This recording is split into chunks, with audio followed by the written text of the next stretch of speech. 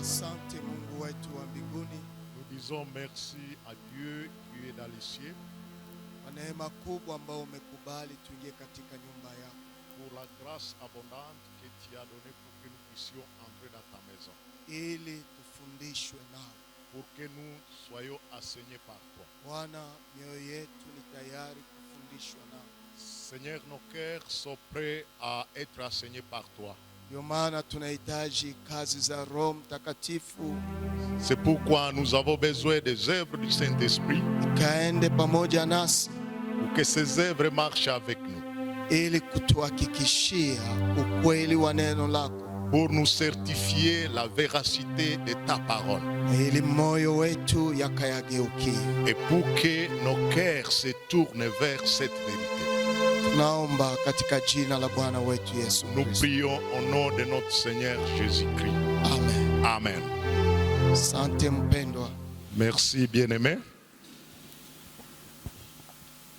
Kiendelea na mafundisho yetu kuhusu urithi, En continuant avec notre enseignement concernant la succession, tunataka kuendelea katika lengo hilo juu tuimizane.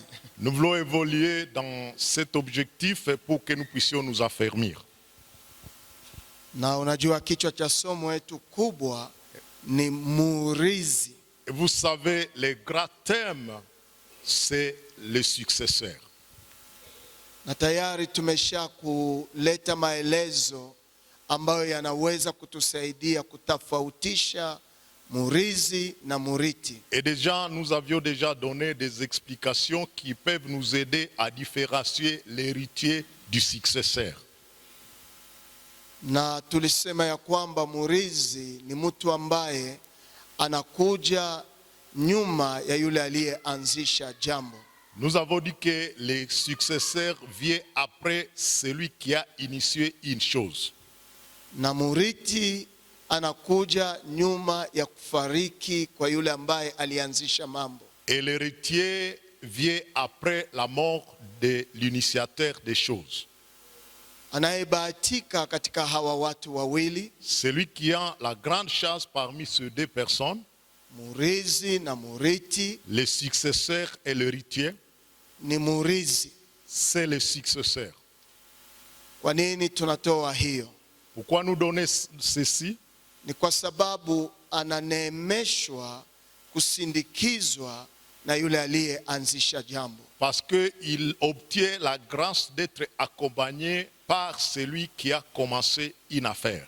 Lakini murithi Mais l'héritier, ana hiyo neema, il n'a pas cette grâce. kwa sababu aliyeanzisha Parce que celui qui a initié, tayari amelala il est déjà endormi.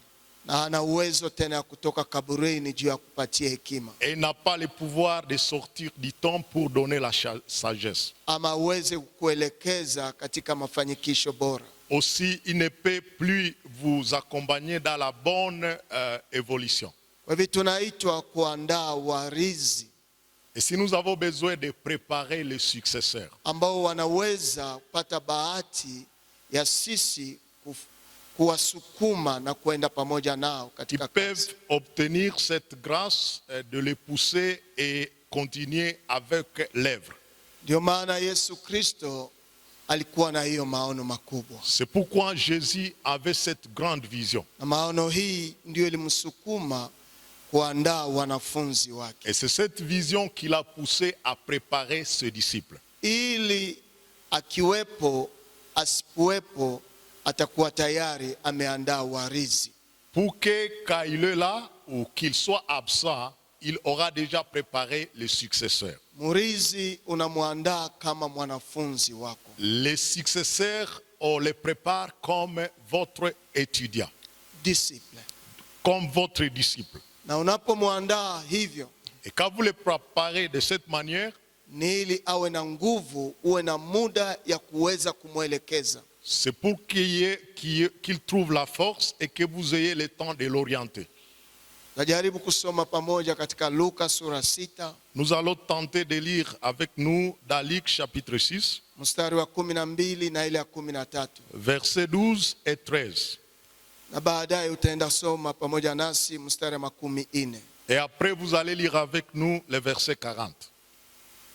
12 ya Luka sura 6 nasema hivi. Luc chapitre 6, verset 12 dit ce qui suit. Ilikuwa katika siku zile alikwenda juu ya kilima kimoja.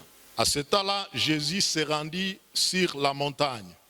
Akishinda usiku kucha akiomba Mungu. Et il passa toute la nuit à prier Dieu. Ilipokuwa mchana akaita wanafunzi wake. Quand le jour parut, il appela ses disciples. Akachagua 12 katikati yao. Et il a choisi 12 parmi eux, Aliwapa jina la mitume. auxquels il donna le nom d'apôtres. Angalia 14 Vous pouvez voir le verset 40 ama 40. ou 40. Mwanafunzi hapiti mwalimu wake, Le disciple n'est pas plus que le maître. lakini kila mtu aliye mtimilifu atakuwa kama mwalimu wake. Mais tout disciple accompli sera comme son maître. Tunaposema juu ya hiyo neno tout disciple accompli, Et quand nous disons tout disciple accompli, unaweza kuyaona kwa version ya Bible la Bonne Semeur, nous pouvons voir la version Bonne Semeur. au inasema tout disciple bien formé sera comme son maître. Cette version dit tout disciple bien formé, il sera comme son maître. Ni kusema mwanafunzi yoyote ambaye amefunzwa vizuri atakuwa kama mwalimu wake. Cela signifie que tout disciple qui a été bien formé, il sera comme son maître. Na kwa neno ambayo tutatembea nayo. Ici, c'est avec les mots que nous allons marcher. Wapendwa, Bien-aimés, Yesu Kristo anatupa picha nzuri. Jésus nous donne un bon exemple. Sawa sawa vile tulivyotanguliza juma jana, Comme nous l'avons dit la fois passée, ya kwamba kuna mwongozi, hiyo tablo yetu, il y a l'enseignant, les leaders, na kuna kuwa lengo, il y a les bits, na kuna kuwa watu. il y a les peuples. Na tunaposema juu ya hiyo tablo yetu, Et quand nous parlons de ce tableau-là, tulitaka kuonesha tu kwa hiyo picha nous avons voulu montrer sur cette image ya kwamba kiongozi les leaders, ana yale ambayo yanamsukuma kama tunayoyaita objectif ama vision. il a quelque chose qui les pousse, c'est l'objectif ou la vision. Na tukasema ya kwamba huyu kiongozi anafanya maamuzi, anafanya engagement. Et nous avons dit que ce leader fait des engagements. Na maamuzi yake ni kuenda kwa lengo. Son engagement, c'est pour arriver à l'objectif. Lakini juu afikie lengo, Pour qu'il atteigne l'objectif, ukijua ya kwamba lengo tout en sachant que l'objectif, ndio ambao unaandalia murizi. c'est ce que vous préparez pour les successeurs. Na nitasi ndugu Moizi afuatilie kule kwa sababu watu walisema tawatumia image hiyo. Et je vais prier à notre frère Moïse de projeter aussi l'image là. Huyu kiongozi Ce leader, ndiye ambaye Yesu Kristo hapa c'est Jésus ici. kwenye teksti yetu ambayo tumesoma ndani ya Luka sura 6 Dans le texte que nous venons de lire à Luc chapitre 6, verse ya 12 hadi 13 versets 12 et 13, na kufikia utimilifu ya application ku verse 40. et pour arriver à la pratique au verset 40, Ili afikie lengo lake, pour qu'il arrive à son objectif, ilibidi Yesu Kristo ashawishi ama atafute watu. il a fallu que Jésus influence ou recherche les gens. Na hawa watu ndio tunaita wanafunzi. Et ces gens, c'est ce que nous appelons les disciples. Na hawa wanafunzi Et ces disciples-ci, hawajenge juu ya faida yake ils binafsi. ne bâtissent pas sur leur propre intérêt. Anawajenga juu ya makusudi ya lengo. Ils les construisent pour l'objectif, atteindre l'objectif. Na wakifika kwenye lengo, Et s'ils arrivent au but, ndio ambao tulisema utafikia kwenye kurizika ama satisfaction ndani ya leadership C'est ce yako. que nous avons dit, que vous arriverez à la satisfaction dans votre leadership. Ndio utaweza kucelebrate success ya leadership, C'est alors que vous allez célébrer le succès de votre leadership. kwa sababu ndani mwako mulikuwa mawazo ya kuandaa succession. Parce qu'à vous, il y avait la pensée de préparer la succession. Na alafu umefikia kwenye utimilifu, umepata successor. C'est alors que vous êtes arrivé à l'accomplissement et vous avez obtenu les successeurs. Unaweza kusema nimefaulu, nimereusir, Vous pouvez dire que j'ai prospéré et j'ai réussi. kwa sababu hiyo ndio resite ya leadership. Parce que c'est ici où se trouve la réussite dans le leadership. Mais ndani ya hiyo objectif Mais dans cet objectif, ndio mko projet zako zote, c'est là où il y a tous vos projets. shamba, Les champs, biashara unayoenda yafanya kwenye mtaa, les business que vous faites à ville, kusukuma watoto kwa masomo, pousser les enfants à aller à l'école, ni juu ya lengo, c'est pour un objectif. ili utimize yale ambayo unakusudia kuona kwa siku za Pour usoni. que vous accomplissiez ce que vous voulez voir dans les jours à venir. Na Yesu alikuwa na lengo. Et Jésus avait un objectif. Lengo lake lilikuwa katika Mathayo sura 28. Son objectif se retrouve en Matthieu chapitre 28. Na mstari wake ni ile ya 16, 17, 18, 19 Les versets 16 au 19e. na hata 20. Et aussi les versets 20. Nitajaribu kuyasoma tu juu nikusaidie uweze kuelewa. Je vais tenter de lire, de faire cette lecture pour que vous puissiez comprendre mieux. Lakini wale wanafunzi 11 wakakwenda Galilaya, Les 11 disciples allèrent à Galilée, mpaka mlima ule uliowaagiza Yesu. sur la montagne que Jésus leur avait désignée. Na wakati walipomuona wakamwabudu, lakini wengine waliona shaka. Quand ils le virent, ils l'adorèrent, mais quelques-uns eurent des doutes. Yesu akakuja kwao akawaambia akisema, Jésus s'étant approché, leur parla ainsi. nimepewa mamlaka yote mbinguni na duniani. Tout pouvoir m'a été donné dans le ciel et sur la terre. Kwendeni basi mkafanye mataifa yote kuwa wanafunzi. Allez, faites de toutes les nations des disciples. Na ukiangalia verset 20, Si nous allons au verset 20, maana nimeacha ingine mashairi pale, parce que je viens de laisser une partie là-haut. anasema mukiwafundisha kushika maneno yote niliyowaamuru nyinyi, Et enseignez-leur à observer tout ce que je vous ai prescrit. na tazama mimi ni pamoja nanyi siku zote hata mwisho wa Et dunia. voici, je suis avec vous tous les jours jusqu'à la fin du monde. Hii ndio vision globale ya mission ya Yesu Kristo, Ici, c'était la vision globale de la mission de Jésus-Christ. ni kufanya mataifa yote kuwa wanafunzi. C'est faire de toutes les nations des disciples. Lakini juu afikie hiyo lengo, Pour qu'il arrive à cet objectif, inamuomba awe na wanafunzi yeye mwenyewe. il a fallu qu'il ait lui-même des disciples. Hawa wanafunzi Ces disciples-ci, ni wao watabadilisha mataifa kuwa wanafunzi. ce sont eux qui vont transformer les nations, devenir des disciples. Lakini wataenda fanya nini huko Mais qu'est-ce qu'ils iront faire là kama wao wenyewe hawakuandaliwa? si eux n'ont pas été préparés? Watawezaje kubadilisha mataifa kuwa wanafunzi na wao wenyewe hawakufundishwa? Comment ils transformeront les nations d'être disciples si eux-mêmes n'ont pas été enseignés? Ndio maana Yesu akachagua wanafunzi, C'est pourquoi Jésus a choisi des na disciples. anapochagua wanafunzi Et en les choisissant, ana lengo il a un objectif ndani ya uongozi, ndani ya leadership dans yake. son leadership.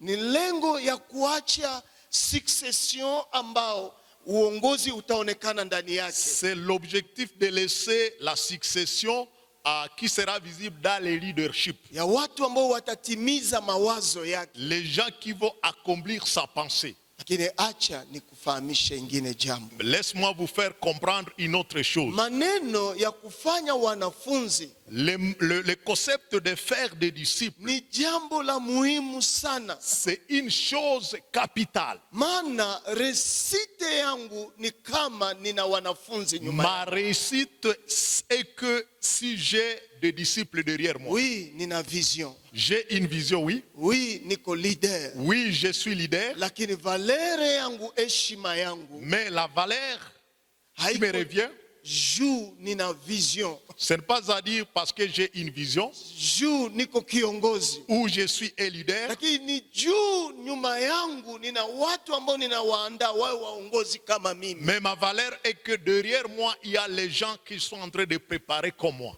Na kama sina hiyo filosofia, hiyo mawazo ya uongozi ndani mwangu, Et si je ne pense cette pensée dans mon leadership, mwisho yangu itakuwa sufuru, ma fin sera zéro nil. kwa sababu watanizika, Parce qu'on va m'ensevelir na wanaponizika ninaenda na vitu vyangu vyote. et en m'ensevelissant, j'irai avec tous mes biens. Na ni ile ambayo tulikuwa nasema, usikubali kukua katika kundi ya watu Et c'est ce que nous disions, n'acceptez pas d'appartenir à un groupe ambao wanasema afadhali awe kiwelewele na ni wetu. qui disent qu'il soit imbécile, Endelea. qu'il soit imbécile, quand il est le nôtre, Ndani ya ignorance yake tunampatia pouvoir. tout en sachant qu'il est ignorant, on lui donne le pouvoir. Hiyo ni ujinga mkubwa. Ça vraiment c'est une erreur grave. Na tutayaona mu chapitre 6 ya Et nous Yesu allons Kristo. voir cela au chapitre 6 ici. Kama Yesu iko nazungumuza na wale wanafunzi. Comment Jésus était en train de parler avec ses disciples-là. Ukikutana jamii ya watu inafavorize mtu ambaye hana maarifa kuwaongoza. Si vous trouvez une famille qui considère quelqu'un qui n'a pas d'intelligence pour les diriger, Hawa jamaa au jamii imeanguka. cette famille ou cette société est tombée. Kwa sababu nguvu ya jamii Parce que la force de la société, na nguvu ya jamaa, et la force de la famille, nguvu ya taifa, la force de la nation, nguvu ya kanisa la force de l'église, ni kuwa na wanafunzi. c'est avoir des disciples. Na mawazo ya wanafunzi Et la pensée des disciples haikuanza leo. n'a pas commencé aujourd'hui. Enda pamoja nami ndani ya Mathayo 22. Vous pouvez aller à Matthieu chapitre 22 avec nous. Na usifikiri ya kwamba nimeshasahau hiyo Luka, hapana, niko naye. Ne pensez pas que nous avons oublié 8, ça est dans la tête toujours. Mathayo 22, Matthieu chapitre 22, verse ya 15 na 16. les versets 15 et 16. Kisha Wafarisayo wakakwenda na kufanya shauri namna wanavyoweza kumtega katika maneno maseme yao. Alors les pharisiens allèrent se consulter sur les moyens de surprendre Jésus par ses propres paroles.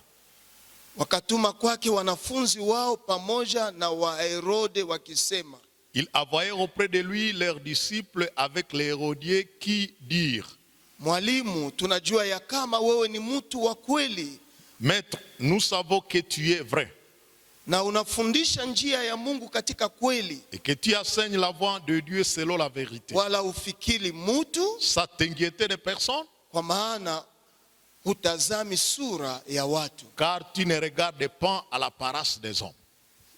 Ni yale ambayo tunaona hapa.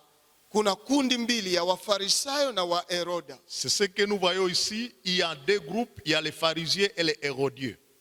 Lakini hao Wafarisayo Mais ces pharisiens, nao walikuwa na wanafunzi wao. ils avaient leurs disciples.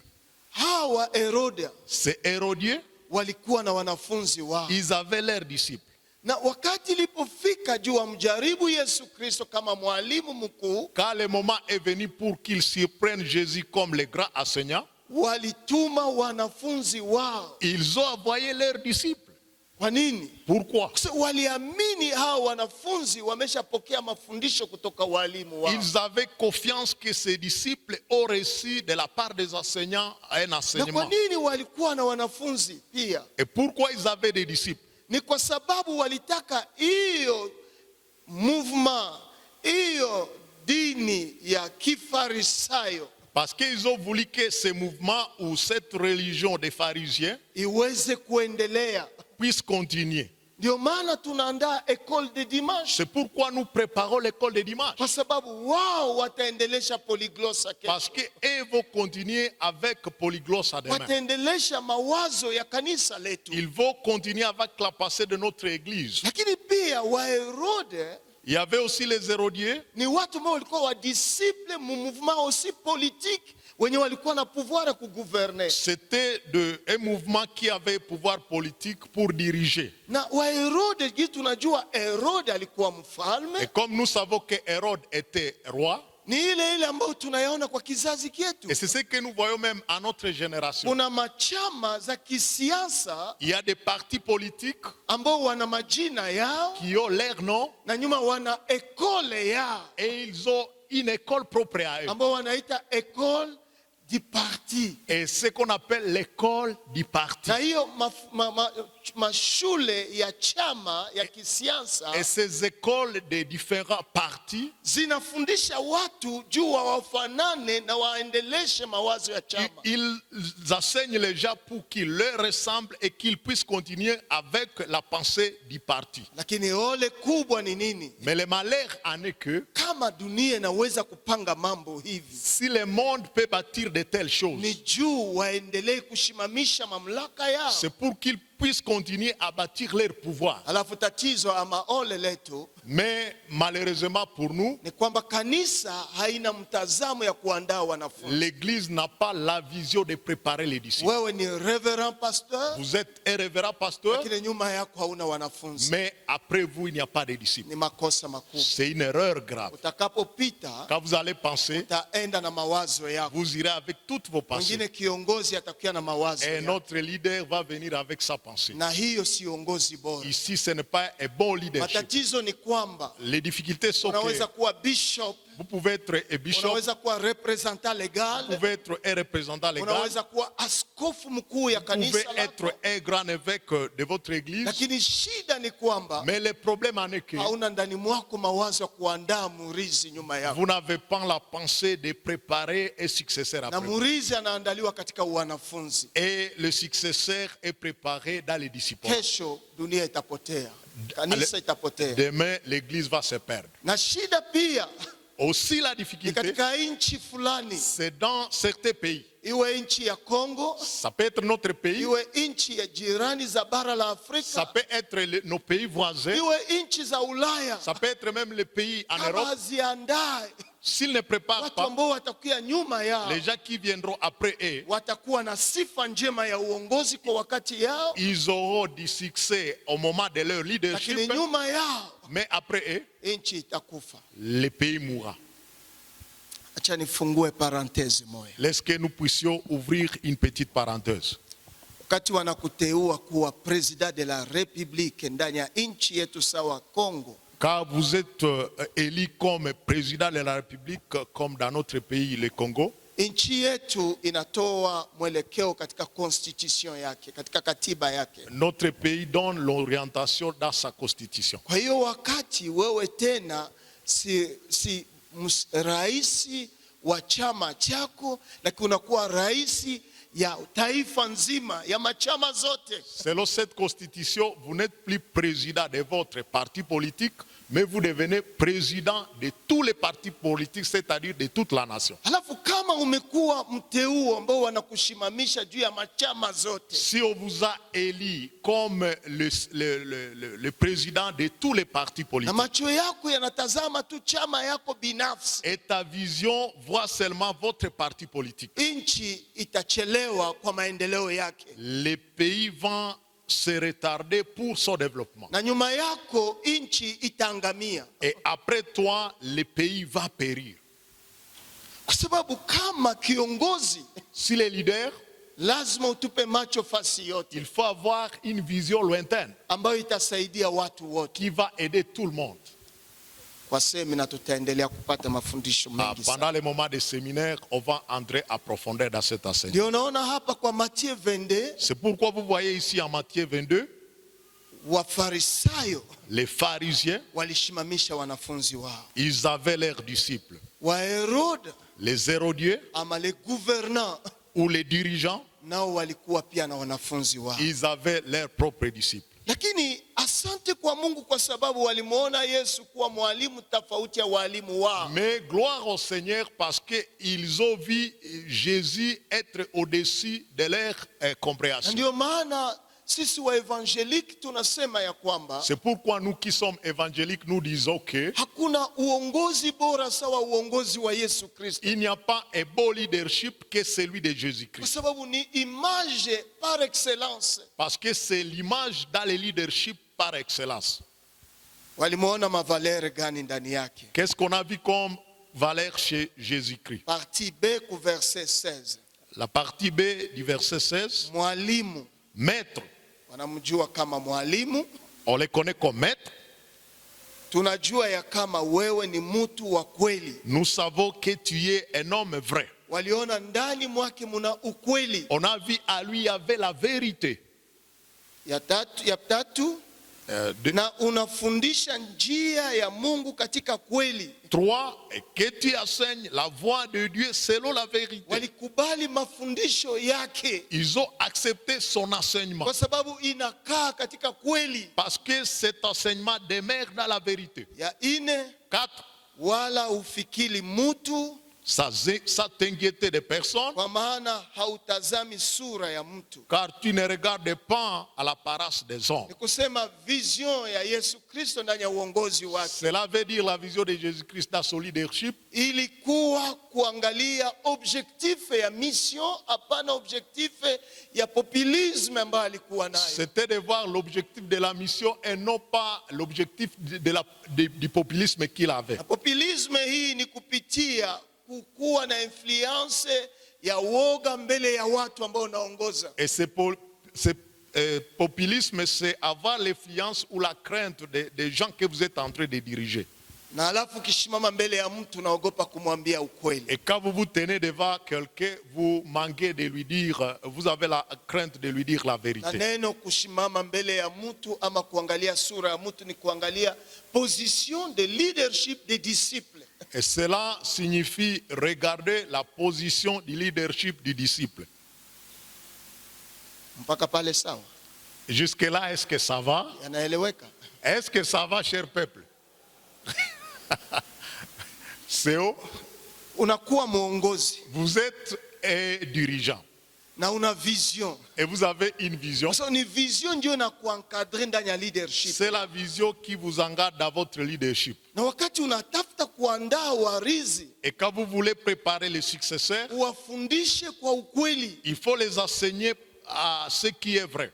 Kama ameshindwa hapa, S'il a échoué ici, unamwambia umeshindwa. vous lui dites tu as échoué. Kama ameweza hapa, S'il a réussi, unamwankuraje. il faut l'encourager. Usiogope influence ya watu mbele yako. Ne craignez pas l'influence des gens devant toi. Juu yeye ni mrefu, Parce que lui, il est élacé. alafu unadusir langage ndani ya herere yake. Vous adoucissez le langage dans son erreur. Hapana, unamuonesha kwa sababu unaandaa mtu. Non, il faut lui montrer cela parce que vous êtes en train de préparer quelqu'un. Turudi ndani ya Luka sura 6. Vous pouvez retourner à Luc chapitre 6. Ndani ya Luka sura 6, Luc chapitre 6, Biblia inaonyesha kuandaa hiyo kazi ya succession ambayo Yesu alikuwa nayo, la Bible montre que pour préparer l'objectif de la succession que Jésus avait, ili afikie hatua ya kuchagua wale ambao watakuwa nyuma yake, pour qu'il choisisse ceux-là qui viendront après lui, ilimubidi kulipa bei, il a fallu qu'il paye le prix. ilimubidi kuachililia nyakati ya furaha na kwenda kuifanya kuwa nyakati ya mawazo. Il a accepté d'abandonner les moments de jouissance pour aller au moment de la pensée. Wakati ya furaha gani nazungumza hapa? Quand je parle du moment de réjouissance, il s'agit de quel moment ici? Ni kwa sababu nasema akashinda usiku kucha akiomba. Parce que la Bible dit, il a pensé toute la nuit à prier. Nikutaka kusema wakati ya pumziko Cela veut dire quand il pouvait se reposer, ni wakati yeye alifikiri. c'est au moment là qu'il a pensé. wakati wengine wamelala, quand les autres sont endormis, lakini yeye anafikiri. lui, il en réfléchit. Na Biblia inasema kuparti aya verset 12, La Bible dit au parti 1, verset 12, ilikuwa katika siku zile alikwenda juu ya kilima kuomba, à ce temps-là, Jésus s'est rendu sur la montagne pour prier. na akaomba usiku mpaka kucha, Et il a prié toute la nuit jusqu'au matin, akiomba Mungu. a prié à Dieu. Kama kiongozi ambaye ana maono, Comme leader qui a une vision, saa ingine utajiima nyakati ya pumziko, quelquefois on se prive du temps du repos. saa ingine utajiima wakati wa sherehe ya furaha, Quelquefois on se prive même des moments de fête de jouissance. lakini unajiweka kando Vous vous isolez ili ufikiri pour penser juu ya maono yako sur ta na vision. juu ya wale watakayokuja kuisukuma kesho. Et pour ceux-là qui viendront pousser cela avant. Na ndio maana unaona katika maombi yale C'est pourquoi dans cette prière, alikuwa yeye na Mungu. il était avec Dieu.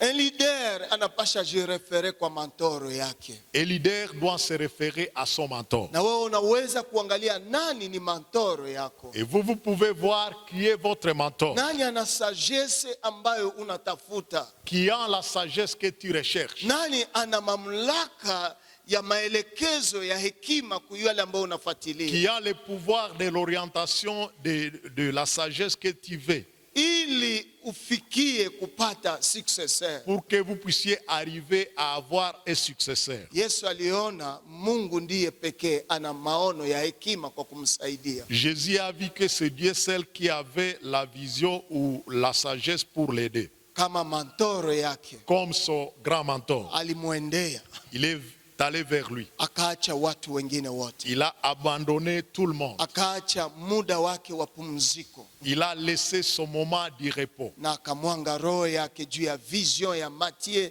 28 verset 19. Il a déversé son cœur sur la vision qu'il avait à Matthieu chapitre 28, verset 19. Na ndio unaona verset 13 nasema, C'est pourquoi le verset 13 nous dit, ilipokuwa mchana akaita wanafunzi wake, quand le jour parut, il appela ses disciples. akachagua 12 katikati yao, Et il a choisi 12 parmi eux, aliwapa jina la mitume. auxquels il donna le nom d'apôtres. Jaribu kuangalia hiyo verse. Essaye de considérer ces versets-là. Amemaliza maneno yote pamoja na mentor ambaye tunaita Mungu. Il a fini toutes choses avec le mentor que nous nommons Wao Dieu. wawili tu wakifikiria mambo, Ils étaient seulement deux en pensant sur les choses. na alafu anakuja sasa kuanza fanya shwa, C'est alors qu'il vient pour effectuer un choix. na ndani ya shwa Et dans ce choix, Biblia inasema ilipokuwa mchana. la Bible dit quand le jour parut, Maneno mengine walitaka kusema tu ilipokuwa wakati ambapo mtu anaweza kuona mambo sasa, cela veut dire le moment où on peut voir les choses paraître na unaweza clairement. fanya kila kitu kwa sawasawa. Et vous pouvez faire toutes choses en ordre. Kwa neno lingine tunaweza sema ilipokuwa wakati après délibération, Cela, nous pouvons dire, c'était après débat et délibération. ambao wamemaliza na Mungu kwa maombi au wenyewe, Quand ils avaient déjà fini avec Dieu dans les moments de prière, ama wamemaliza na mentor, ils ont fini avec le mentor, ama wamemaliza na un sage, ils ont fini avec celui qui était sage. ambao wamepartage vision ya objectif yao. Ils venaient de partager avec lui l'objectif de sa vision, Alafu inafika muda ya execution, mais il est arrivé au moment d'exécuter cela. juu waweze sasa kufikia lengo majeur ambao walikuwa Pour nayo. qu'il puisse parvenir au grand but qu'il avait. Akaita wanafunzi wake, Il appelant ses disciples. akachagua 12 katikati yao. Et il a choisi 12.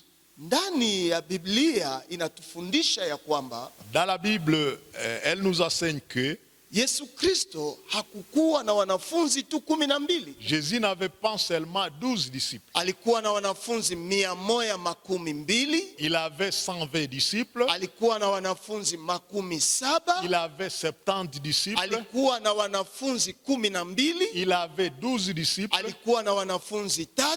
Il avait 3 disciples. Alikuwa na mwanafunzi mmoja. Il avait aussi un disciple. ni namna ngazi ya structure ya discipola ya Yesu Kristo. C'est un échelonnement du discipolat de Jésus-Christ. Lakini dans l'assemblée 120. Dans l'assemblée totale était 120. Lakini muwale wanafunzi wote, Mais parmi ses disciples, tena akachagua 12. il a choisi 12. Hawa 12, Ces 12, mafundisho watakaoyapokea les enseignements qu'ils recevront, yana ufunuo zaidi ya wale 112. a une révélation profonde par rapport à celle de 120. Mafundisho ya wale 3 L'enseignement de ces 3 disciples yana uwezo kuliko tena ya 12. a un pouvoir plus que celui des 12. Na mafundisho ya mmoja Et l'enseignement qu'on communique à un disciple yana nguvu kuliko ya watu 3. a un pouvoir profond plus que celui des 3. Na hii yote wale wote wako dans l'assemblée ya succession. Et tout ceci, tous ces groupes est dans l'ensemble de la succession. Ili vision iweze kuendelea. Pour que la vision puisse continuer. Naweza kamata eshantio tu moya. Je peux prendre un seul échantillon Ya ule mwanafunzi mmoja. de ce l'unique disciple là, Ambaye tunamuita Petro. que nous appelons Pierre. Unafikiri hakukuwa na makosa? Ne savez-vous pas, pensez-vous qu'il n'avait pas d'erreur? Alikuwa naye mtu sawa sisi. Il était un homme comme nous. Unafikiri kwa ile 12 hakukuwa wenye makosa? Est-ce que vous passez parmi les 12 là, il n'y avait pas des erreurs, les gens qui avaient d'erreur? Walikuwa. Il y avait. Lakini angalia gizi Yesu atainvestir kwa ule moya. Mais vois combien de fois Jésus va investir dans l'unique disciple. Kwa sababu wale watatu Parmi les 3, waliona vyenye 12 haikuona. ils ont vu ce que les 12 n'ont pas Kwa vu. sababu walikuwa na école spéciale plus que les autres. Cela veut dire qu'ils avaient une école spéciale par rapport aux autres. Na walikuwa spécialisés kwa kuona marevelation kubwa za Mungu. Et ils étaient spécialisés, ils avaient la grâce de voir des grandes révélations de Dieu. Waliona waliona sheria, waliona hata maono ya nabii Elia. Ils ont vu aussi Anaakilisha manabii. ils ont vu Élie qui représente le prophète. Waliona pia neema. Et ils ont vu la grâce. Na neema hii ambayo inaakilisha Yesu Kristo yeye mwenyewe. Et la grâce là qui démontre Jésus-Christ lui-même. Na sasa, alors quand Jésus a vu cette faiblesse, juu ni mwalimu, parce qu'il est le maître, alimzungumzia kwa mapendo. il a parlé avec amour. Alimuuliza tu, unanipenda? Il lui a demandé, m'aimes-tu?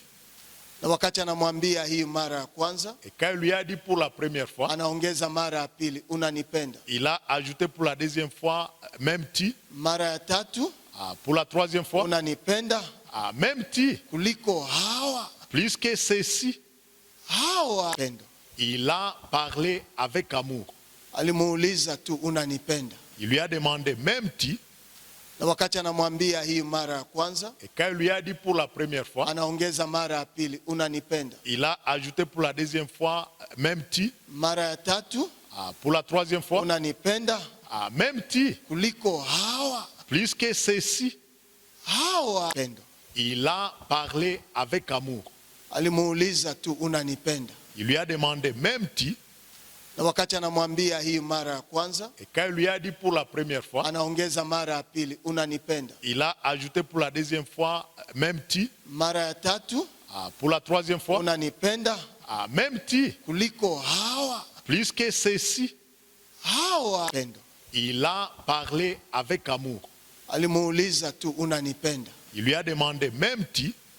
Na wakati anamwambia hii mara ya kwanza, Et quand il lui a dit pour la première fois, anaongeza mara ya pili, unanipenda? il a ajouté pour la deuxième fois, m'aimes-tu? Mara ya tatu, Pour la troisième fois, unanipenda? m'aimes-tu? Kuliko hawa. Plus que ceci, Hawa pendo. il a parlé avec amour. Alimuuliza tu, unanipenda? Il lui a demandé, m'aimes-tu? Na wakati anamwambia hii mara ya kwanza, Et quand il lui a dit pour la première fois, anaongeza mara ya pili, unanipenda? il a ajouté pour la deuxième fois, m'aimes-tu? Mara ya tatu, Pour la troisième fois, unanipenda? m'aimes-tu? Kuliko hawa. Plus que ceci, Hawa pendo. il a parlé avec amour. alimuuliza tu, unanipenda? Il lui a demandé, m'aimes-tu? Na juu hakuandaliwa, Et parce qu'il n'a pas été préparé, ataangamiza maono yako yote, il va détruire toute ta vision. kwa sababu hakupokea orientation yako. Parce qu'il n'a pas réussi ton orientation. Mungu akubariki. Que Dieu te bénisse.